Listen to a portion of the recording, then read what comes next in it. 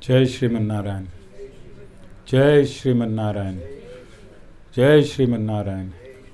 I pay my obeisances to my spiritual master, Srimad Jagat Guru Sudarshan Acharya Ji Maharaj. I pay my obeisances to Lord Sri Ramanuj. I pay my obeisances to our Purva Acharyas. I pay my obeisances to our 12 Alvars. I pay my obeisances to Mother Lakshmi. And I pay my obeisances to Lord Sriman Narayan. I welcome all of you here physically at the Sri Narayan Dham in Durban, South Africa. I welcome those that's watching this discourse locally, nationally and internationally, and I welcome in advance those that's going to be watching this discourse on YouTube and the various groups from around the world subsequently. I welcome our very special guest, His Majesty, the King, His Majesty, the Prince, the chiefs belonging to the Khoi and the San that's present here, Moulana, Archbishop, Queen Benedict, is it Benedict? Yes, seated in the back, and our very big chief from Maritzburg. Big in every aspect, not only biological. As we go along the journey, I can see him becoming my personal bodyguard. The other day we were driving to Chatsworth and the taxi hit squad were at the taxi rank, and I was driving Prince's vehicle. So I got very brave when I saw the taxi hit squad. I moved back so they could see the Prince seated next to me. And they went quiet. So this gave me an indication that maybe the Supreme Lord wants this chief to protect me, because this is not going to be an easy journey. And our enemies are going to be more from within us than from the outside. And I hope, Chief, as I explained to some of your members today, I'm just the Uber driving the Khoi and the San to the kingdom. I'm just an insignificant Uber driver, but if you harm the driver, then the vehicle that is driving is going to get derailed. So we need to make sure that this vehicle, of which we signing the memorandum of agreement today, this vehicle is kept intact. And for that, my chief, I believe you are the chosen one. Okay, so I'm also joking, King. I'm also joking. I'm sure our other chiefs are quite capable. And I'm sure before you leave the ashram today, every one of you would want to keep me protected. Every one of you would want to keep me protected. But I want right at the outset, my social cohesion and oneness programs got actuated 3 years ago, when there was no Muslim seated in this ashram, when there was no Christian seated in this ashram, when there was no black seated in this ashram, when there was no white seated in this ashram. It was a concept. It was a theory. And this is my mission. I'm not your regular guru to touch you on your head and make your dreams come true. I'm a guru to make your life practically correct. Practically correct. I'm not waving a magic wand, because God is not a magician. He never disappears. God is not a magician. He never disappears. So I'm not your regular guru. I have been given a mission, and my mission is oneness and social cohesion. And there is nobody, no ashram in the world today that have this, what I have today in my ashram. Christian, Muslim, San, Khoi, Hindu, Tamil, Gujarati, you name it, it's, yeah. It is, yeah. And there's no whites, but some of y'all are blended from whites. So I have everyone here. I have everyone, and this is the microcosm of God's world. This is what God wants to see in His world. He wants to see this cohesion. He wants to see this cohesion. And this is a world first, happening now live as it is. Nowhere in the world has congregated so many different cultures, so many different traditions with a common cause. And no matter what we're fighting for, ultimately, in the end, we're fighting for love. At the end, it might be land, it might be husband, it might be wife, it might be children. Some of you came here for a car, some of you came here for employment, and some of you want an entire kingdom. But when you attain all, ultimately it is love. And this is God's love that will pervade everything and everyone. So I'm happy to have met very, very briefly with the hierarchy of the Khoi and the Sun. And I've made a commitment, Queen Benedict. How long ago did we last meet? When I was seated next to you? No, let's I think more 4. Or what's up, Archbishop? Benedict? 4 weeks ago. And this is what we call oneness. This is what we call social cohesion. You must not be selfish. You must not be selfish. This entire mission was thrown into the lap of Archbishop Bernard. And he contacted me and convinced me that I am the right man for this job.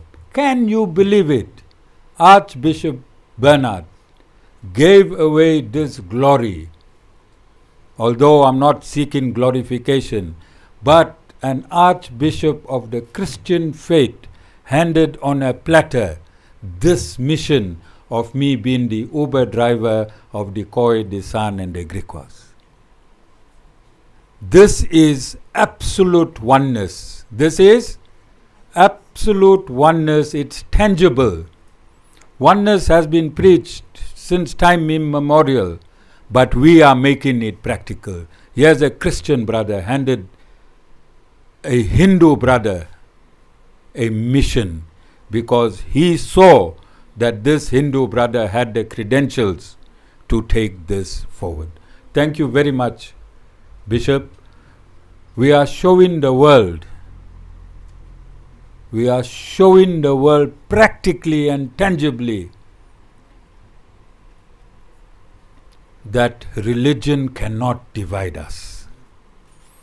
Religion cannot divide us. Here we have Moulana sitting in our ashram today. Neither was Archbishop Bernard or Moulana officially on our program today. But because I'm not the program director, the Supreme Lord is, He sent the relevant people today to be present in this ashram today. God sent you, Bernard, and God sent you, Moulana. I'm calling you Moulana from my side. I gave you a title, even if Islam didn't give you a title. You can go retrieve it. Okay? But this is the workings of God. And I'm putting God first. Chiefs, Prince, King. If we make God the principle, then gaining our humanity, our dignity as the Khoi and the San can happen with a flick of a finger. And I told both Prince and Chief that Faith can move Table Mountain to Maritzburg. Faith can move Table Mountain to Maritzburg. So I am confidently, when I met Queen Benedict, I met Prince subsequently about, 4 weeks ago, and I gave Queen my word that I will volunteer. I think Chief was seated there. I will volunteer and actuate this struggle. I will volunteer and actuate this struggle, and this mission will spread around the world. The focus of the struggle will spread around the world. We want the world to know that South Africa is not yet democratic. South Africa is not yet democratic. We want the investors to know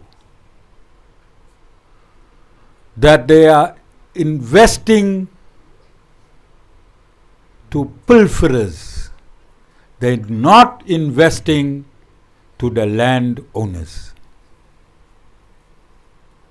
They are not investing to the land owners. I want this discourse today to go and knock on the doors around the world and bring the international focus back to South Africa.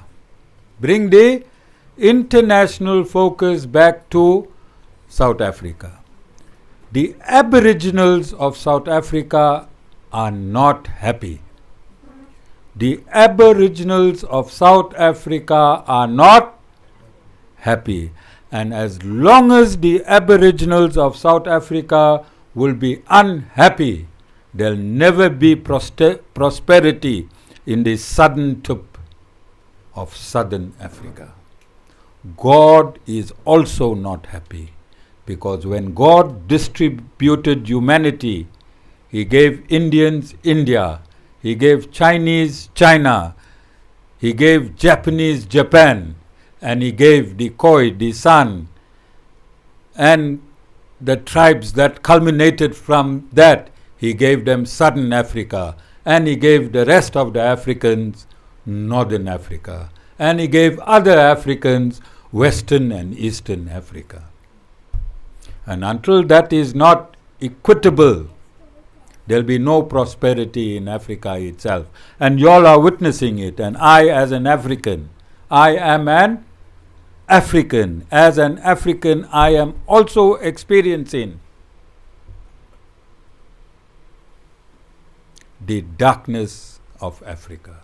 It is because everything has been swindled. Miss Zondi and I had a conversation, practical conversation, that the colonialists, they never liked a functioning society. The colonialists never liked a functioning society. They came and they interfered wherever society was structured. Yes, Ms. Zondi? And we discovered in that conversation how true it is around the world. Wherever they went, they stole, they pilfered, they murdered, and they dehumanized stable society. This is the history of the French. This is the history of the United Kingdom. This is the history of the Westerners. And today America is still doing it. This history, this bad history, somebody need to stop. And today we taking a stand at it. Today we signed in a memorandum of agreement. From today, although this gathering itself is small, we are piercing the consciousness of this world today with this absolute truth. Divide and rule. And that is what they have done to the Khoi and the San. They, through the Zulus, they divided they manipulated and they caused confusion, because these lives do not have value to the West. These lives have no value to the West. They took us as slaves. We were animals. This mentality of the West, we need to change starting from today. Many people have theoretically written great articles, King, and great speeches were given, but nobody actuated this into action. As of today, we're going to actuate into action.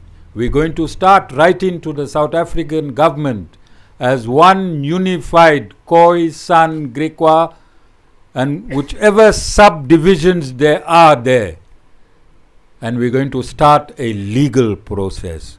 Today we are starting a spiritual process. Our attorney is the Supreme Lord. Our attorney is the Supreme Lord spiritually. Materially, we're going to get enough legal power. We are going to get enough legal power. And we are enshrined in the Constitution, aren't we, Prince? Are we not enshrined in the Constitution to have an equal recognition? And this is the travesty. This is the travesty. The Western world tramped us as Khoi and San. And now our very own government, so-called democratic government, is tramping us even harder. Yes, is this a reality? Have we as Khoi and San not been sidelined in the mainstream economy and benefits of this country? One man, Trevor Manuel and his wife, does not make the Khoi and the San and the colored people of South Africa. You understand? So, today is a significant day. You cannot get oneness, you cannot get social cohesion if you do not get political cohesion. Because everything is politics in this country. The clothes you're wearing is decided politically. The toothpaste you use is decided politically. The drink you have is decided politically. The tea you have is decided politically. The husband or the wife you have is also decided politically. Wherever you are placed, you find your partner in that place. And there you have been placed politically. There is nothing in this world that is not political, and there is nothing in this world that is not spiritual. So you need to be 100% spiritually sanitized, and you have to be 100% politically sanitized. And do not give demons leadership, because this is where demons will take you. This is where demons will take you, because the demons eat for themselves, their wife and their children. The divine gives away the food that they had for their wife, themselves and the children to the country. That is the difference between the demon and the divine. So, this is not going to be an easy road when you mix me, myself as a guru of the Indian community. My road has not been easy. There's one washed out comedian that has declared me malified. A washed out comedian with no credentials, who declares himself the greatest Indian in South Africa since 1860. has declared me malified. He put on social media, Guru busted. Guru busted. So if I have been attacked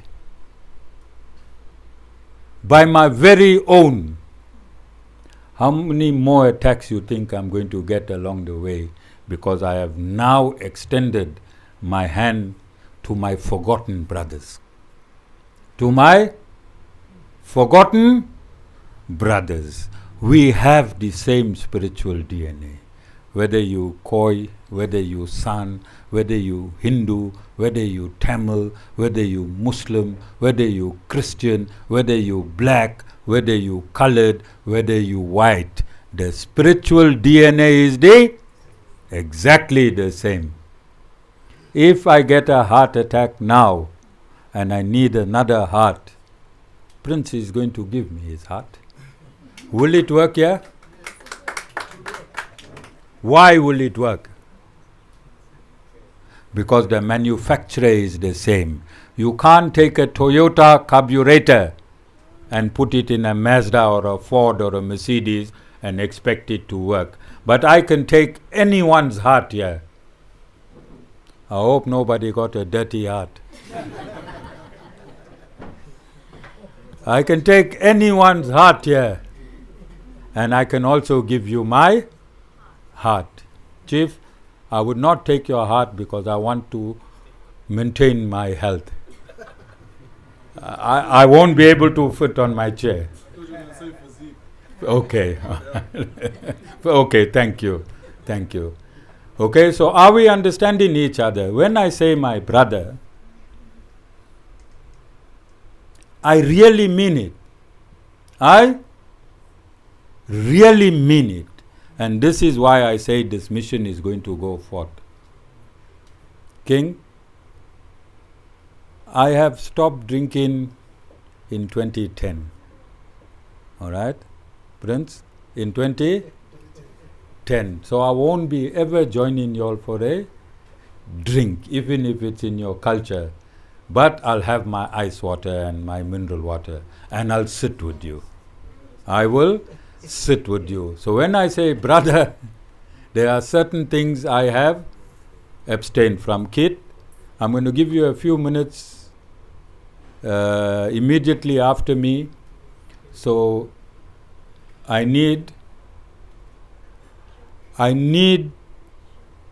you know me since I was 20.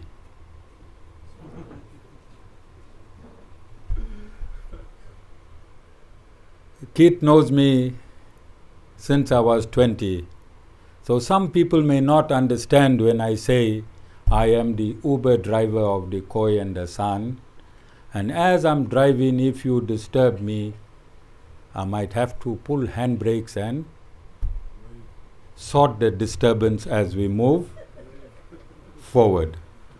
I welcome my provincial head of a political party that I belong in, Tukozo. I welcome you to our Sunday service, and I also welcome you to witness and be part of history. Okay? So, at this juncture, it is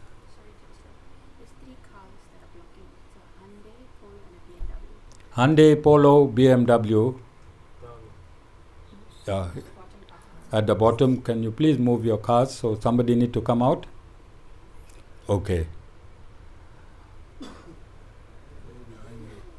Sorry? All behind you. Okay. Ntokozo, our brother that's with you, his name, so I can introduce. Mr. Sitola. Okay, I thought you come in with Spoo. Mr. Sitola, welcome. Okay. So it is public knowledge that I was at the launch of a political dispensation by Mr. Musi Memani, whom I had a vision. I had a vision before he was the leader of the DA that he will be president of South Africa.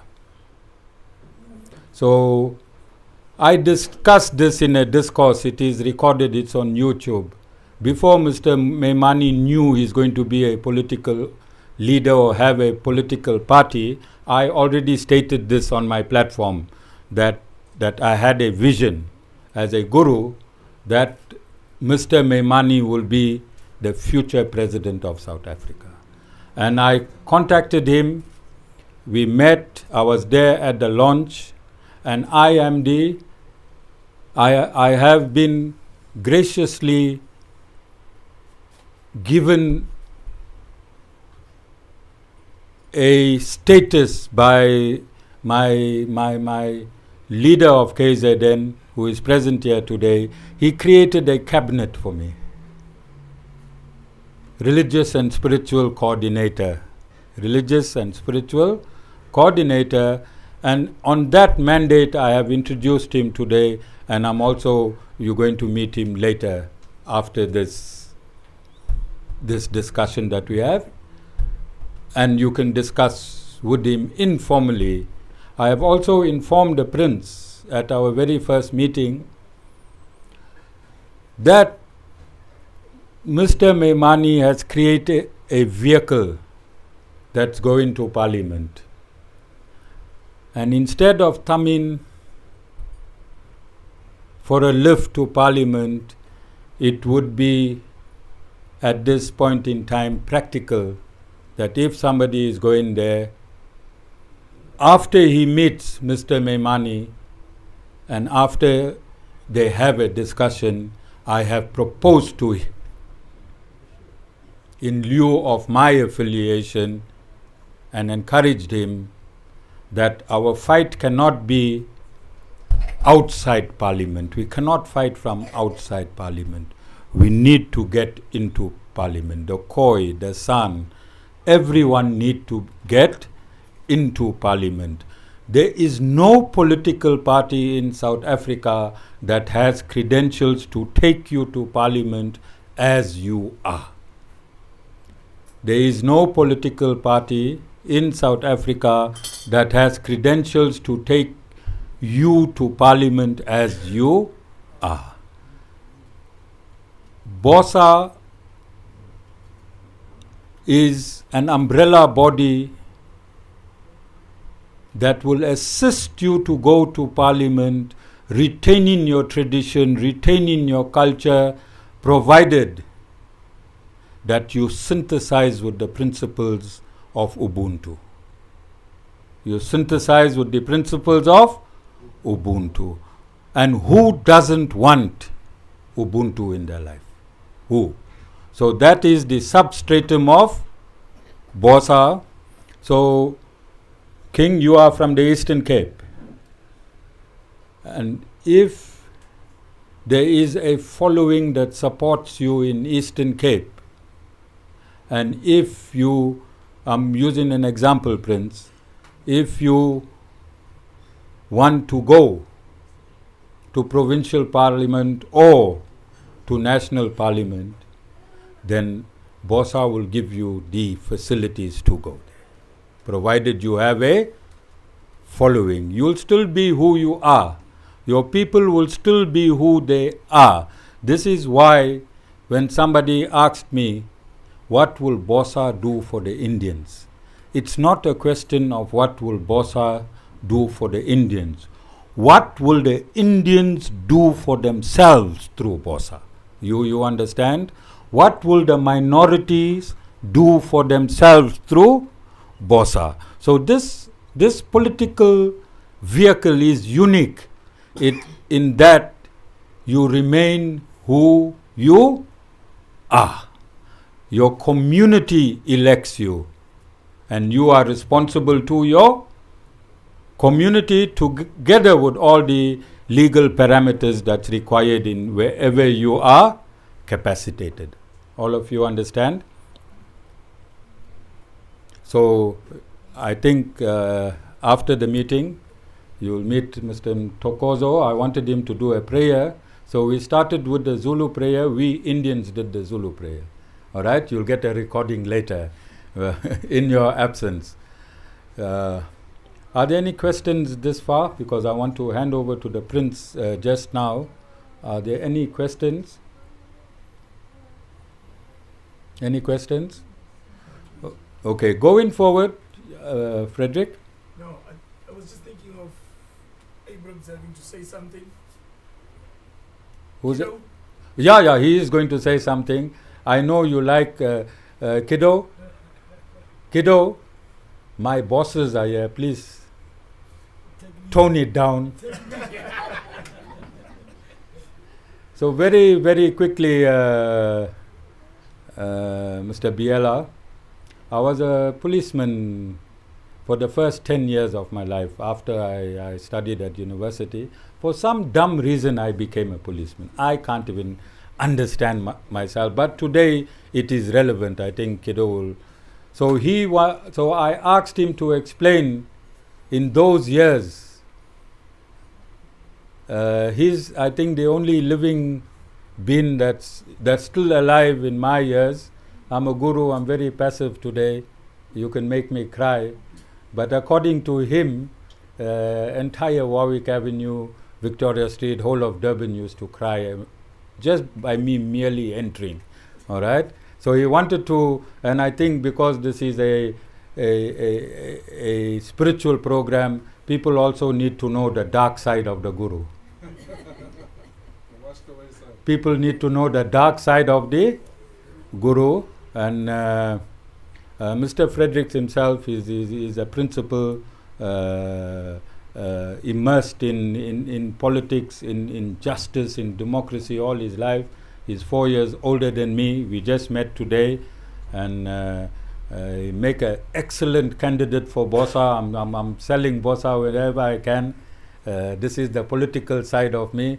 You'll meet Mr. Ntokozo. Great leadership style. Nobody in Bosa are politicians, I think, except myself and Musi Memani, former politician. Everyone in Bosa are societal members who is sick and tired of the rape of this country. So they have come on board. They are millionaires in their own right. They are authors. They are people. They don't need money. They don't need that 80,000 a month or 50,000 a month. They are here because they belong to South Africa. They don't want to leave South Africa. They don't want to take the money and go to New Zealand, to Australia. They want to fight. So I think it is appropriate, Kiddo. You can uncensored. You can say a few words about the Guru, and then we'll go to Prince.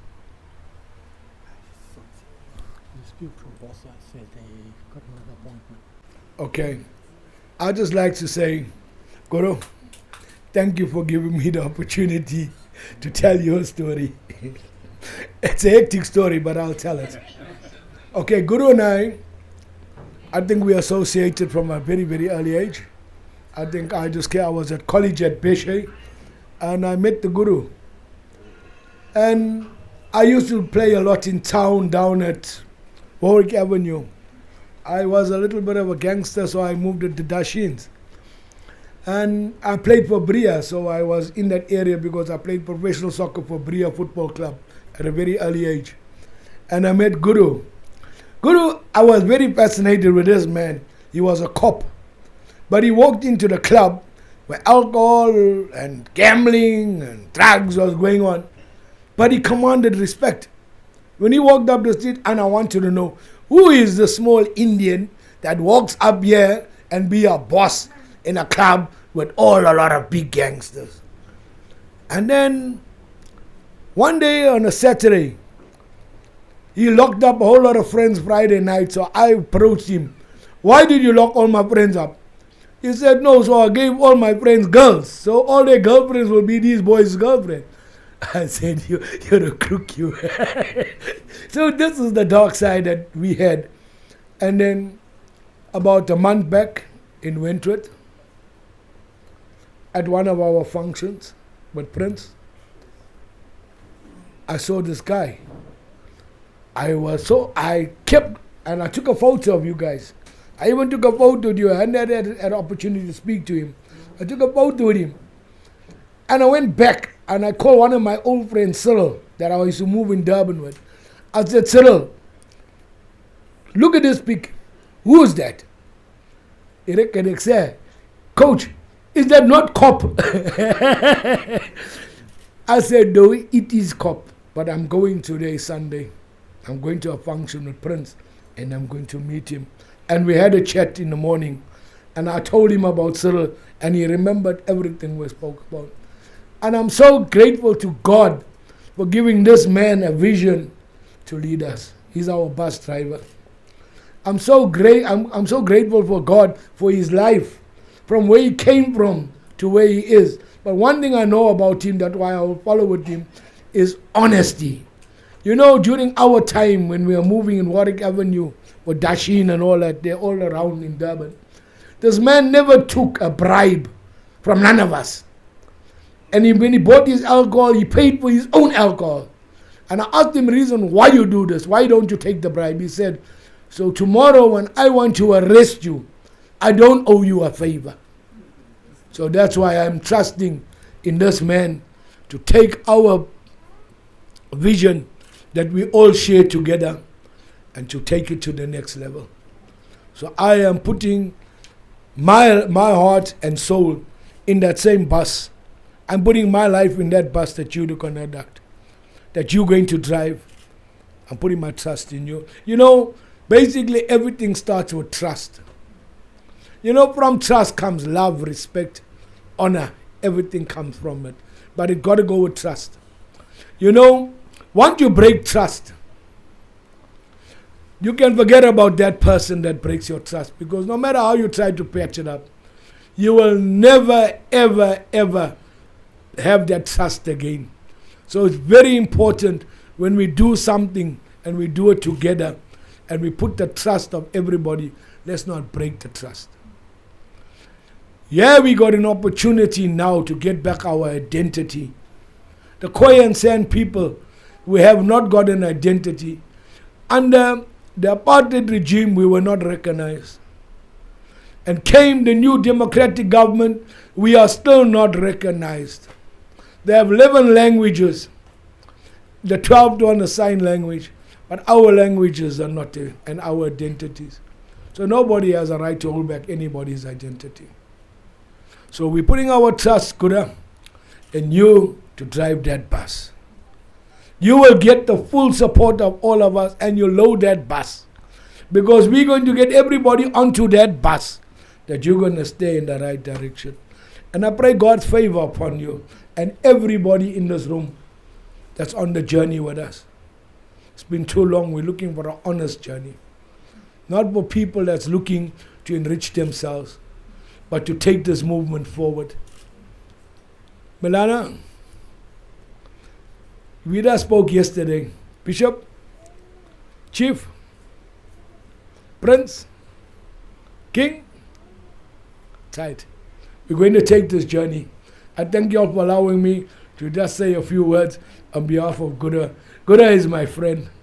I'm so proud that he took the spiritual side, and I'll see where he's going to it, and I'll see his vision, how he's leading. And for what you're doing, no one had the vision you had to bring all religious people together in one place. Because at the end of the day, no matter what, as I was listening to the song you were singing, we all call him different name, but it's the same God that we all serve. I thank you all, and a blessed Sunday to all of you. Kiddo was a great goalkeeper for our team, Bria. At that point in time, it was Manning Rangers and Bria playing all the time. Great goalkeeper. He forgot to tell you that even when I was taking prisoners, I used to come alone. I used to come with my police van alone in the middle of the Warwick Triangle, which was the most notorious place. I'll pull out my Beretta 16 shooter. I'll give you one person a conch on his head. The line will follow. They'll open the door of the police van themselves. They'll jump in themselves and they'll close the door themselves. I didn't have a partner most of the time. Kiddo will tell you. Then I'll go to the police station themselves. I'll conk somebody else on the head. And the station 182 Botanic Gardens was up the hill. If I took 14, nobody dared escape. Nobody dared escape. They'll walk themselves and I'll walk right at the back. And these were murderers, rapists, kiddo, robbers, notorious criminals. All right, I knew how to sniff them out. Okay, so similarly, when I'm driving this bus, I have a spiritual gun. No more my Beretta. That wife of mine has divorced me long time ago. All right, so with this same militancy, this journey is for real men. This journey that we're going through is for real men, not men who want to stand in front of television cameras, not men who want to stand in front of photographies for newspaper. Yeah, we have to stand our man, and we need to wrench our country back from the criminals. Prince, you're going to speak next, and immediately after you're speaking, you are excused. If the king wants to join you, Mr. Ntokozo will greet you and meet you because he has another appointment. He'll listen to you first, and you are excused. If you believe you want to take the king and meet him, or alone, or both of you, it's up to you. I'm just passing a message. Thank you.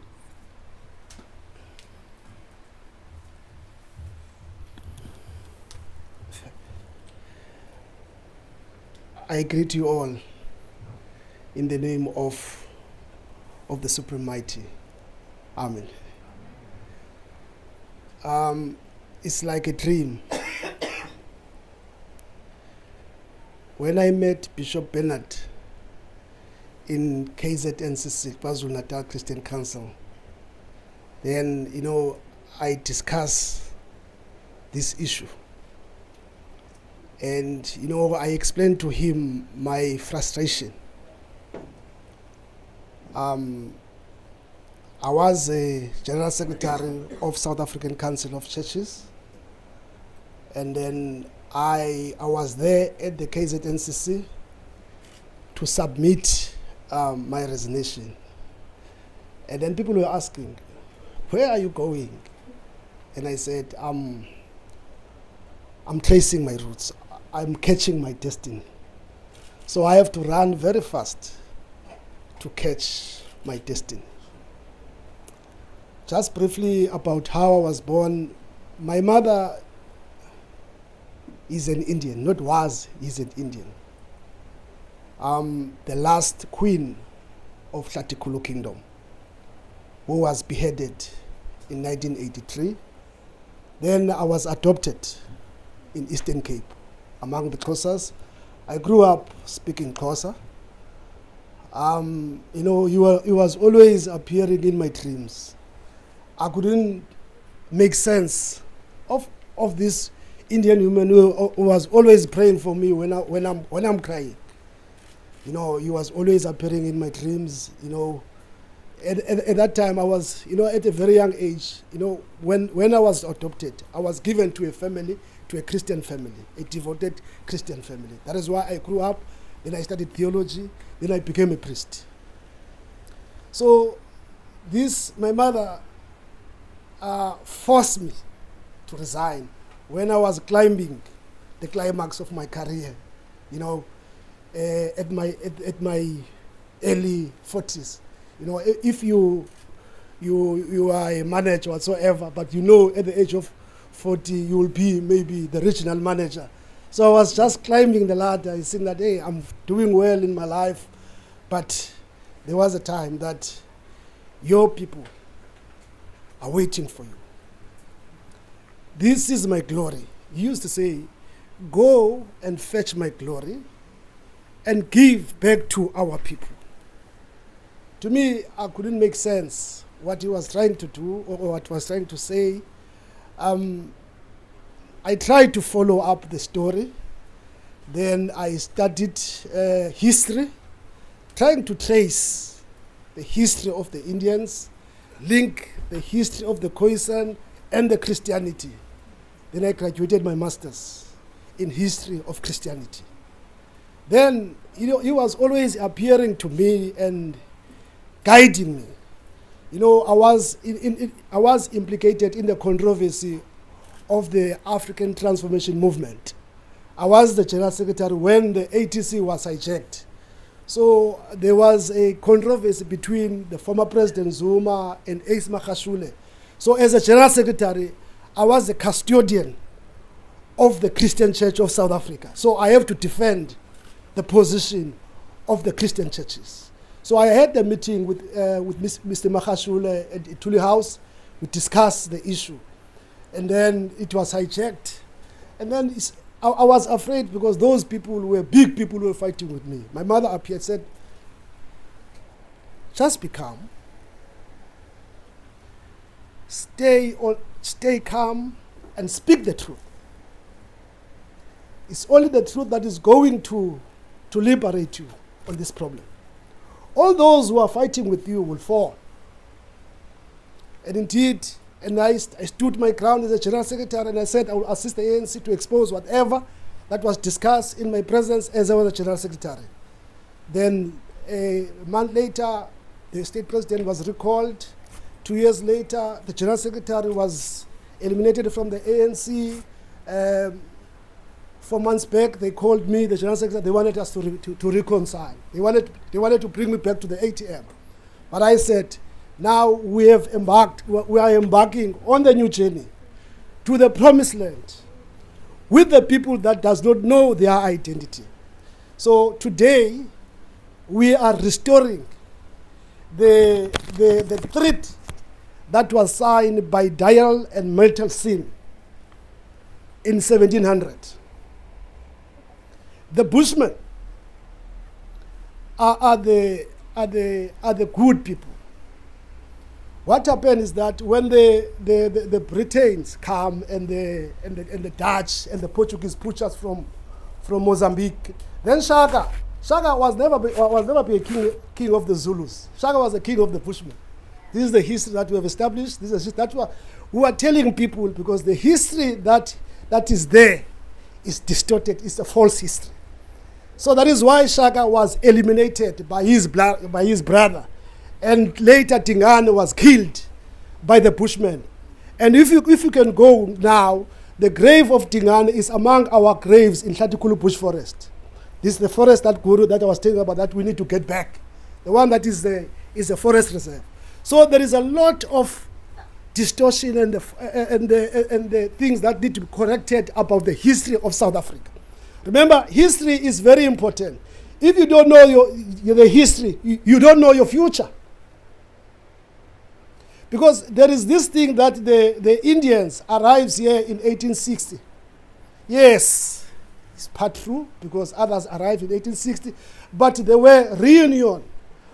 There was a marriage union between us and the Dravidians, the Gotras, and the Communities.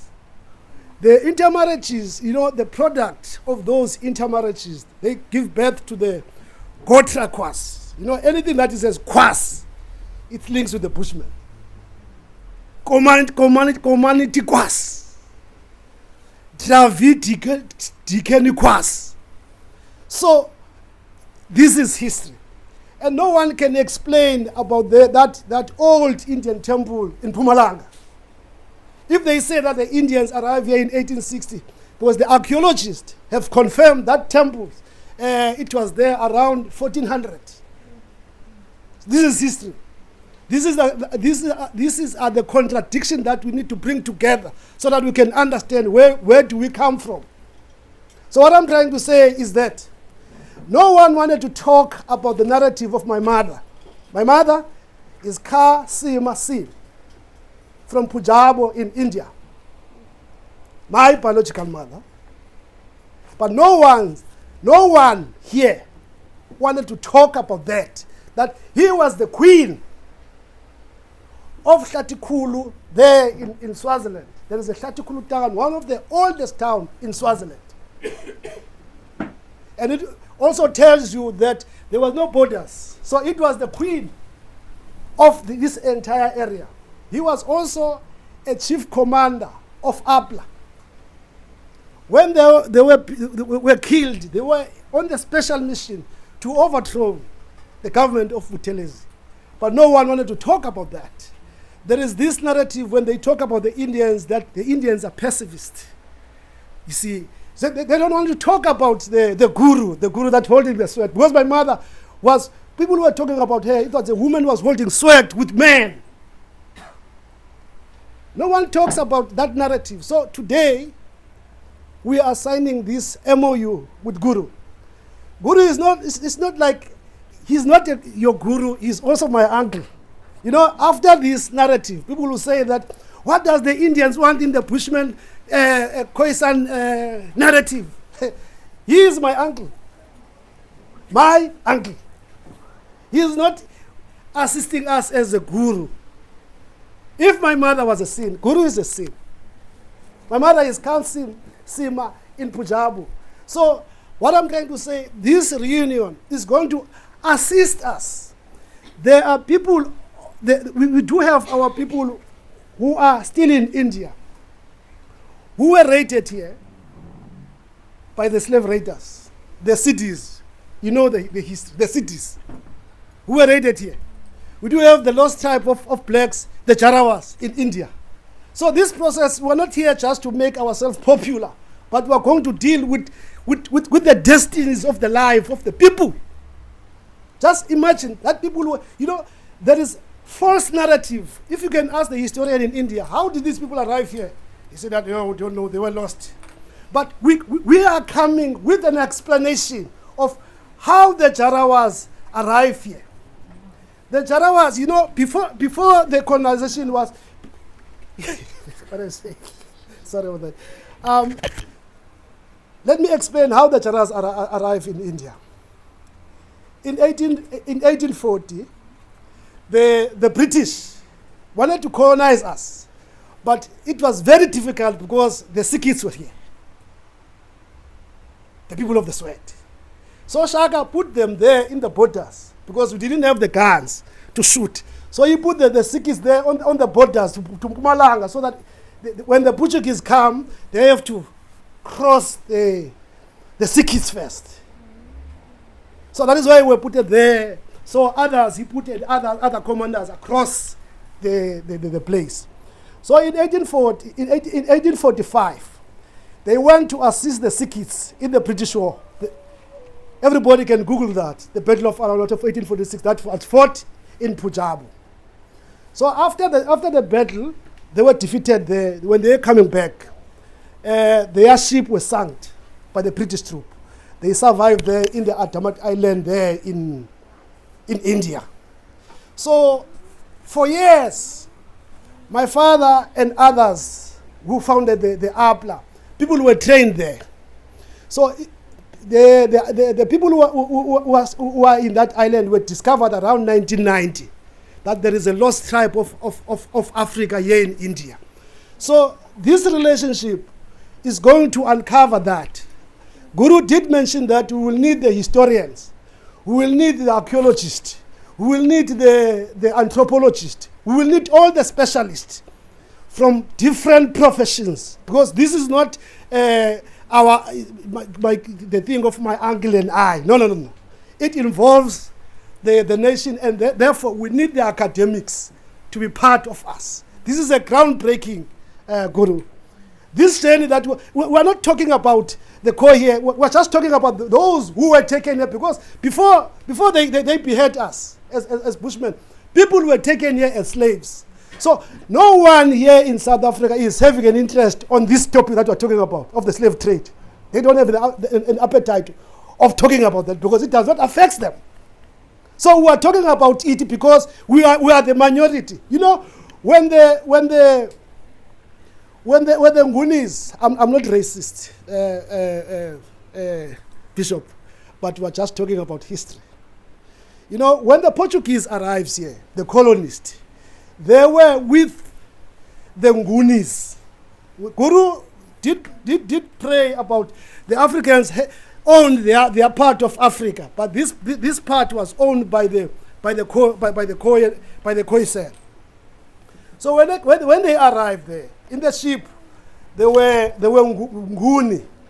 Nguni is from another part of Ethiopia, from a portion of certain portion, because the Ethiopians, they were never colonized. So they were assisting the colonists to colonize us. They said, look, there are those who are black. They are the fighting warriors, because they were afraid of Shaka. So they said, look, if we can beat those first, then it's going to be easy to colonize the entire nation of the Khoi.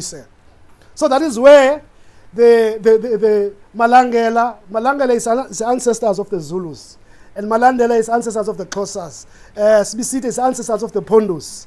I'm not talking about the Pondomisas because it's also a Bushman nation that was colonized by the Pondus. So they came here, so they raided us. So what I'm trying to say, people does not have an interest on this topic of the slave trade because it does not affect them. So it is important to us because it affected us. Because today we are the minority. Apart from that, most of the people were colonized because people who came here, they were with ships. The entire place was the Bushmen, but we were colonized. There was a segregationalism. Those Indian Bushmen were constrained to adapt to adapt or to assimilate it with the descendant of the slaves who arrived in 1860. So now we cannot trace them because they have assimilated with those who came here as a descendant of the slave. Now the narrative now the Indians are talking about in South Africa, they focus on 1860. They don't talk about above 1860. So this research that we wanted to talk about, we wanted to go beyond that and say that the Indians were here before 1860. Before the slaves arrived, were here with the Bushmen. And also, those who were light-skinned, they were constrained to adapt with the Khoi. And us, we were constrained to adapt within the Ngunis, the blacks. So, even today, Guru, people are talking about colonialism.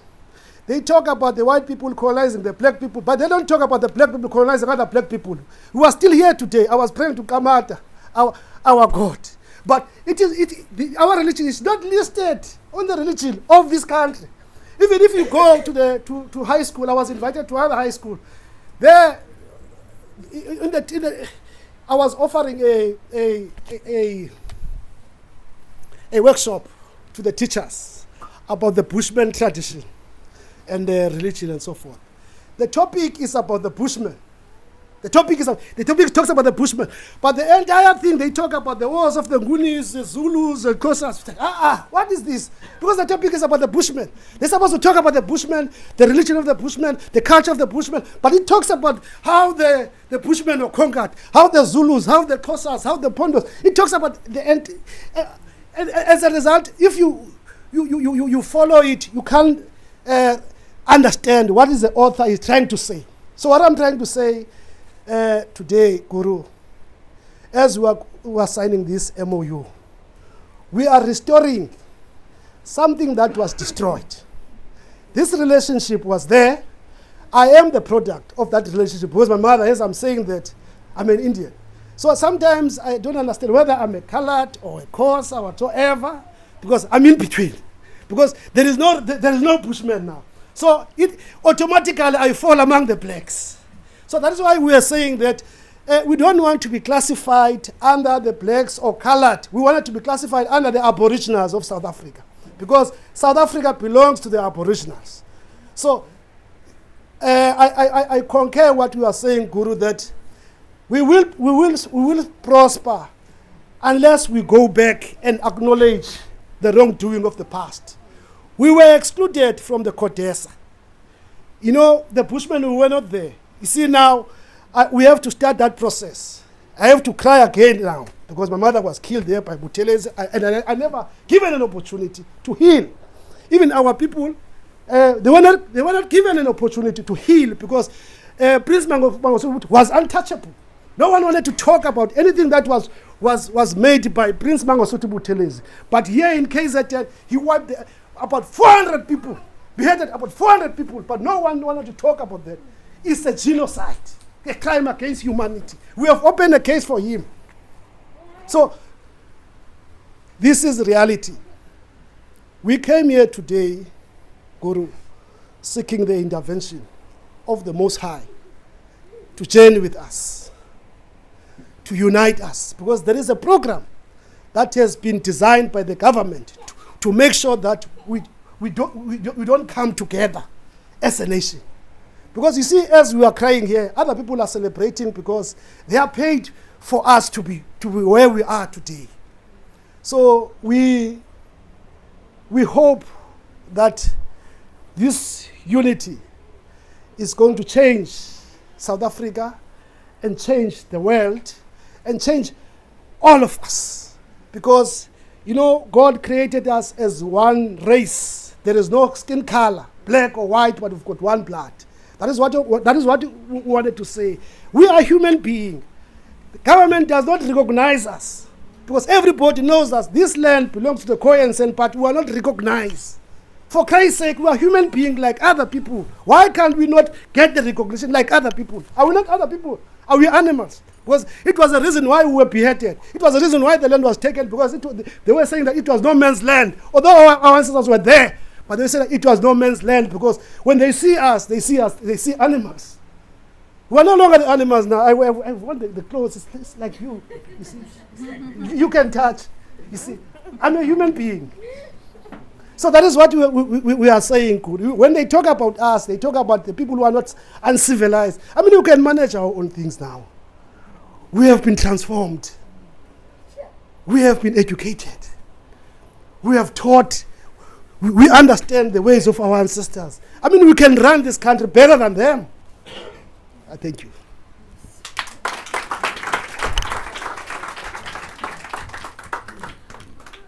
Yes, I just want to sum up very quickly.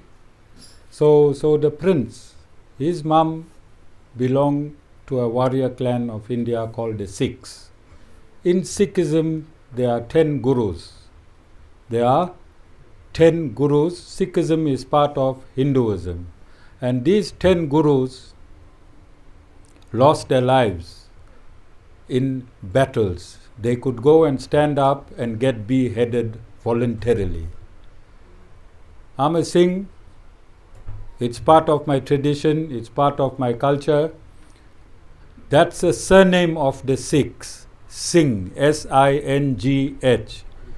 Anywhere in Durban, if you see an Indian giving somebody flying kicks, boots,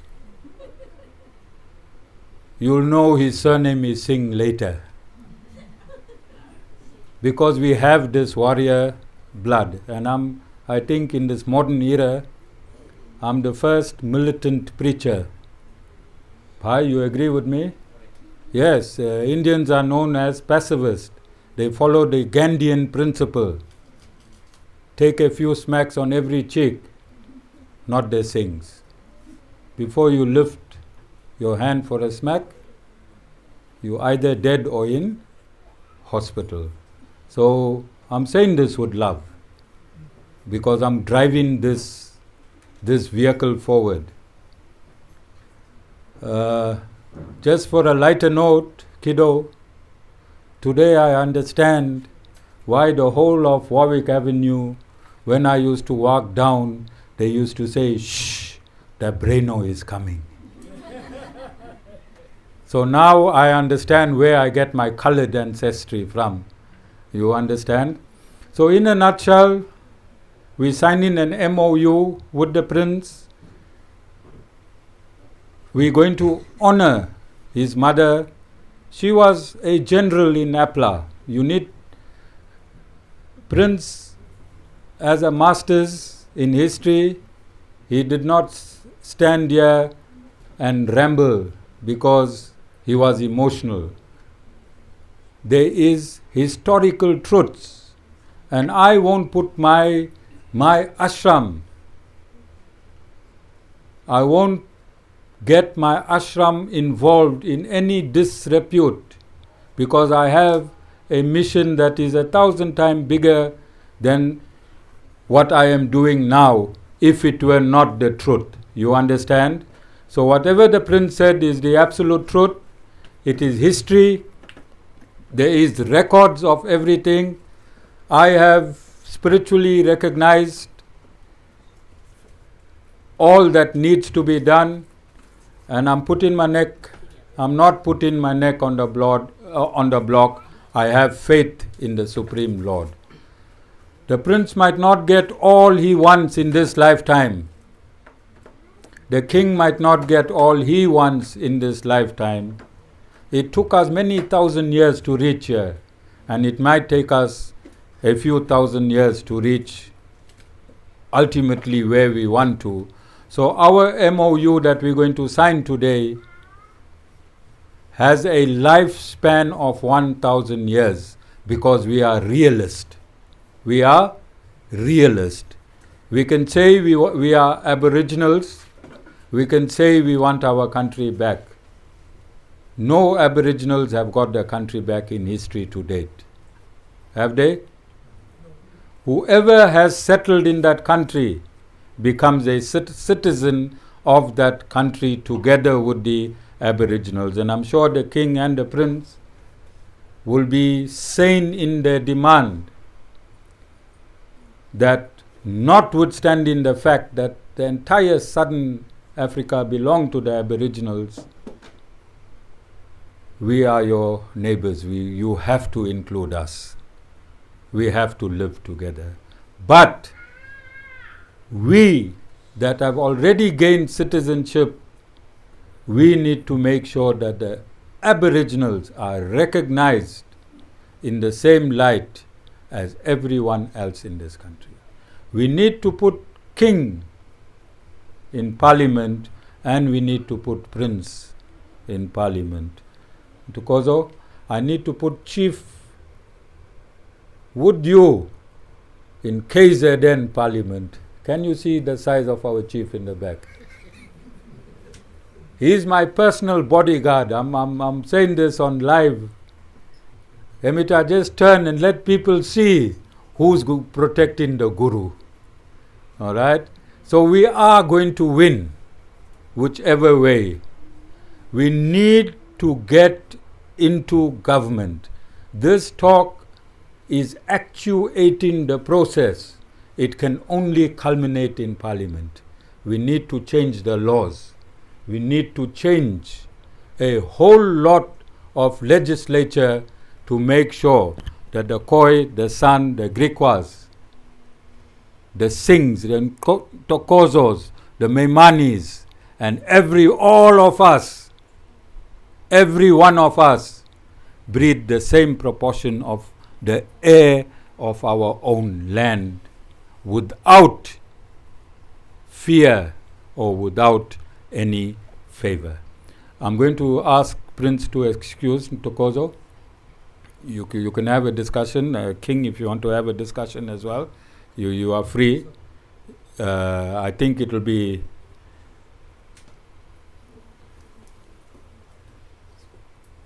Okay, and Tokozo, before you leave, sorry Prince, sorry King, I want to make an important point. So we have formed an NPC.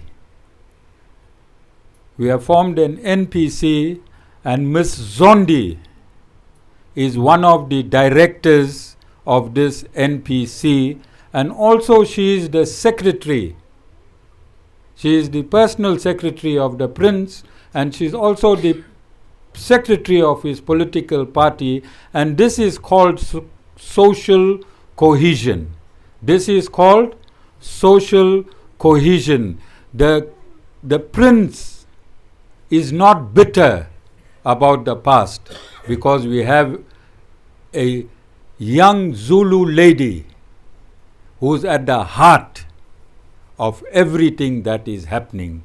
She'll know everything. All the secrets of this organization will be with this secretary, and she is a Zulu. And the chairperson of the Prince's political party is Shamila Patta, who is an Indian. So there's no resentment, there's no bitterness, there's only moving forward in unison. Thank you, Prince, and thank you. Looking at the word, what you can see, oneness, cohesion through culture. You think this is a coincidence? You think this is a coincidence? No. That the Indian and the San and the Khoi has exactly the same fan. Camera, we call it camera. Lichoba. So this is what this ashram is doing today. This is our oneness. We are one. We've always been one. We've been separated through non-divine forces, but the divine forces are bringing us back together. And this is just one example. When we conclude this journey, in my lifetime, I can guarantee you 1,000 similar examples in my lifetime. So today is not just a material gathering. Today we're not here to sign just a material understanding. Our souls are shaking hands. Your soul and my soul is embracing each other and shaking hand on a dimension we don't understand. Whoever is here today, God sent you here. So, in one master stroke today, the Supreme Lord has actuated the Khoi, the San, the Griquas, whichever dimensions that have emanated spiritually, religiously, and politically. Everything has happened in one signification today. Yes or no? Yes. I see my king, when he first saw the Guru, and now I can feel his soul in my heart. He knows this long drive from Eastern Cape was well worth it, and he can drive here 1,000 times, because he is going to tell his people, I met a Guru, and this Guru is a Guru that we all going to work with. He's Indian only in his body. He's spiritual in his soul. He loves us, and I know the king loves me. I know later tonight the king is going to phone the Guru. I know. I can give you a guarantee. And I met Kit today. Kit and I, we never meet coincidentally. God has paired us together so he can give you, the Khoi, the San, testimony on who the Guru is. That this Guru will never leave this vehicle, no matter it does not have bulletproof, because this Guru, his vehicle is God-proof.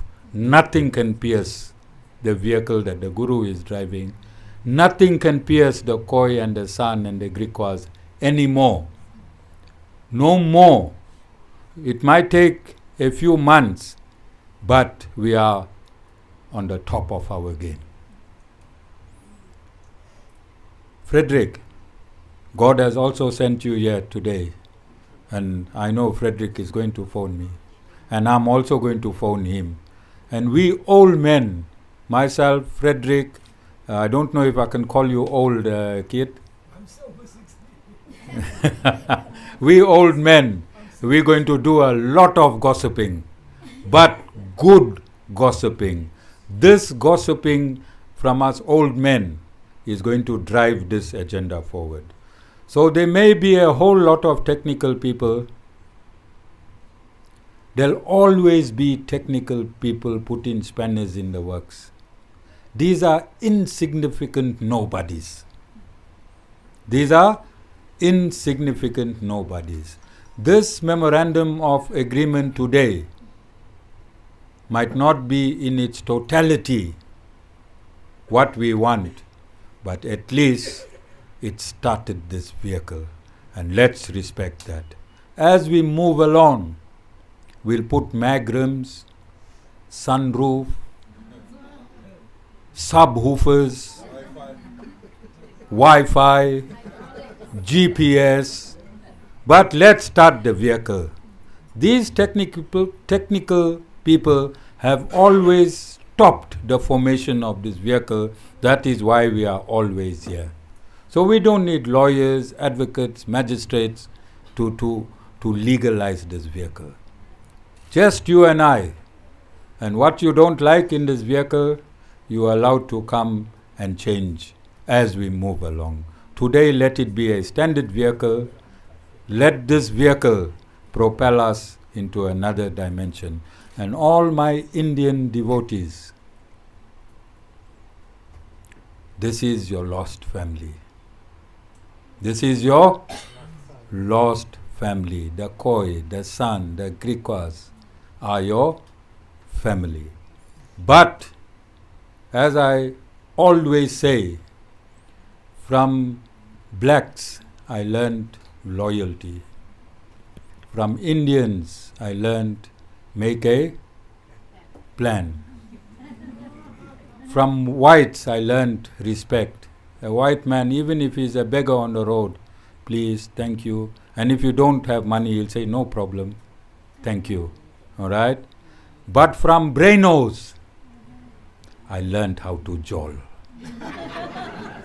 So Indians who have not been jolling, you are meeting your jolling brothers and sisters, where work stops at 12:30 on a Friday afternoon, and we only worry about work Monday morning again.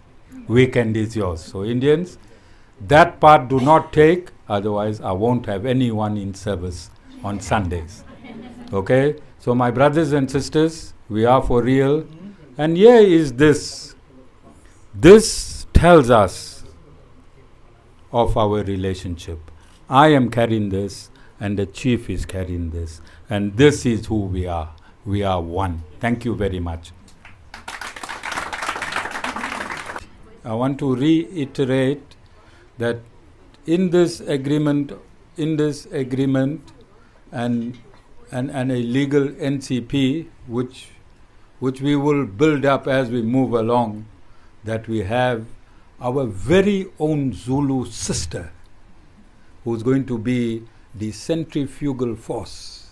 Because you know, any secretary is the heart of an organization, and the Khoi and the San has entrusted this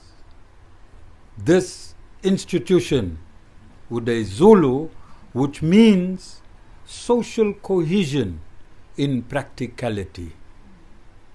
There is no bitterness, nobody is vindictive, it's not us and they, it's we. Thank you. You can come forward, Ms. Zonde. I'd like to greet everybody. I would like to humbly greet the Prince, the chiefs, and the King in our midst. And I have to say that it's very daunting to be in front of everyone, but at the same time, one would not but say, I am honored to be part of everyone. Indeed, oneness is something that we all strive towards. It was something that one would look at from afar and see it as something impossible. How am I going to do it? How is it going to start? With whom is it going to work?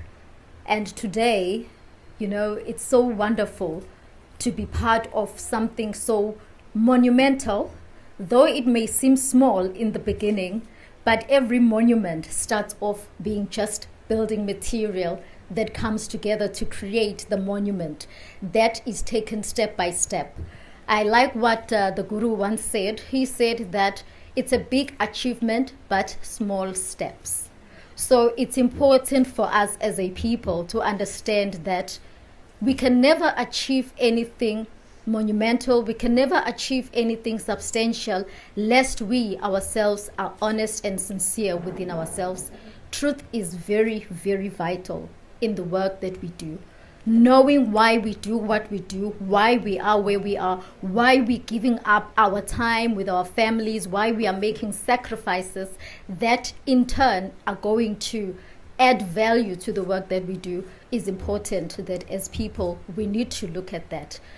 I once read something where someone said, there is no more truth in this world. That is very true. But I also say that as much as there is no more truth, there actually is.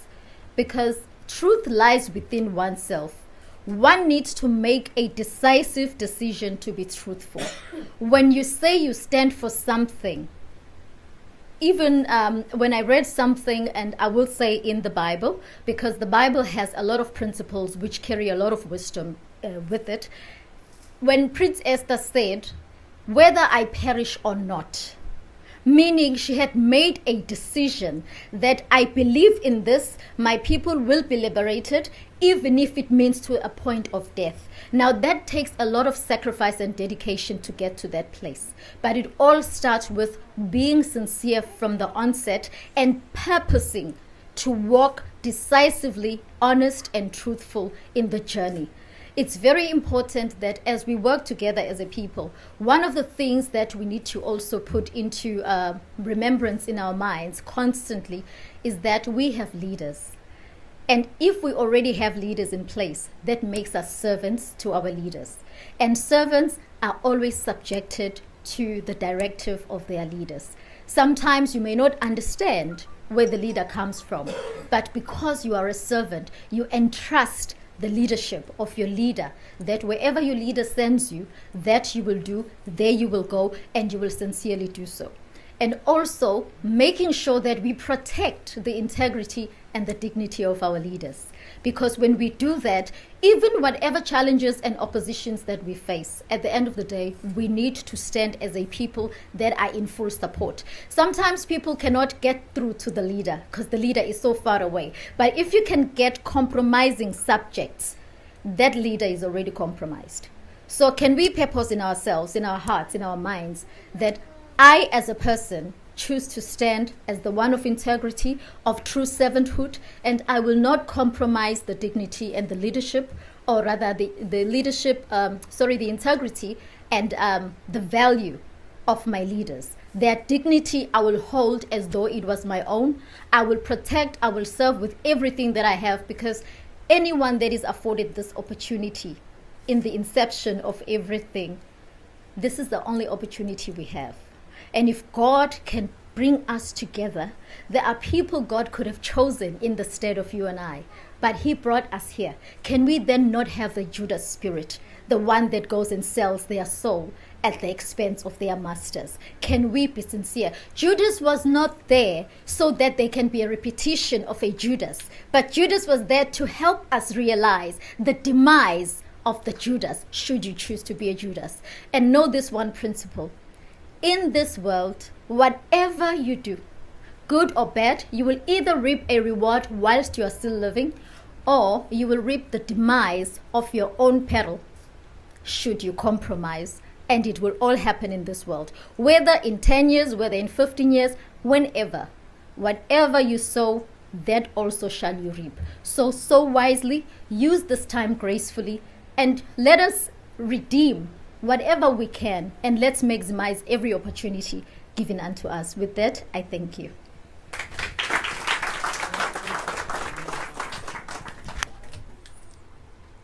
Okay, thank you, Ms. Sonde. My king is hungry. King, we're going to eat just now, just signatures now. King is hungry. He traveled a long way. He had a funny breakfast. In Eastern Cape, there's no bhajias. Here in Zulu, I think we call it magwenyas. Yeah. This magwenya was not sweet. It had some chilies. So he's wondering what dynamite going to come during lunchtime. So King, we have a variety. You can break it up and check it out before you have it. But it was a magwenya in disguise. Okay, so we have in excess of 40 people here, and we are going to sign an MOA. We're calling it MOU, Memorandum of Understanding, but in actuality it is a Memorandum of Agreement. It's a working document. Okay. Are you all acknowledging that we have the legal capacity to do so? Everyone acknowledges. Is there anyone against us signing this? Please don't, when I ask this question, answer honestly. Don't get that vision that Keith has portrayed about me, that you might get whacked with a beretta on your head or shot. You can answer honestly, because I'm a guru now. Now I'm totally on the legal, spiritual side. So are there any objections? Any objections? So we sign in this agreement. It might be flawed. Whatever it is a vehicle witnessed by God. It's been done in an ashram. We have Christians, we have Muslims, we have Bushmen, we have Khoi, we have San. We have everybody here. We have all types of cultures and religions here. We have the Zulu, ma'am, sorry. We have everyone here today. We're witnessing. This is a landmark agreement. This is an agreement that is going to shake the world later. When the Guru is gone, when Prince will still be here, we have a young king, he'll still be here, myself, Keith, Frederick, Baba will be watching from top, that the agreement is adhered to. Moulana, you'll be with me. If anybody do not adhere to the agreement, if you get a slap and there's nobody around, remember it's us. Don't run out of the room. And if you feel a crunching hit on your head, remember it's my beretta. So please live within the parameters of this agreement. We must not be yes men to each other. That will make us weak. If you have something that you feel is not right, we must sit for hours convincing each other. We must never ever walk out of a meeting in anger. It's going to destroy us. We must walk out, have water, only water, nothing else. Water, tea, cool drink and nothing else, and come back. Alright? I'm saying only liquid should be water, tea, mineral juice, milk and nothing else. Come back and sit for another 3 hours. Then go out again. Don't leave the meeting until we have reached consensus. Don't leave that meeting until we have reached consensus. Don't visit any tavern, pubs or bottle store in between that consensus. Alright? Let's be true to ourselves first, and then we can be true to each other. Please, these are founding statements, but an aged old guru, I'm already 60 when God gave me this mission. Sometime I think it is so gigantic, but then again I realize I'm just an insignificant dust particle at the feet of the Supreme Lord.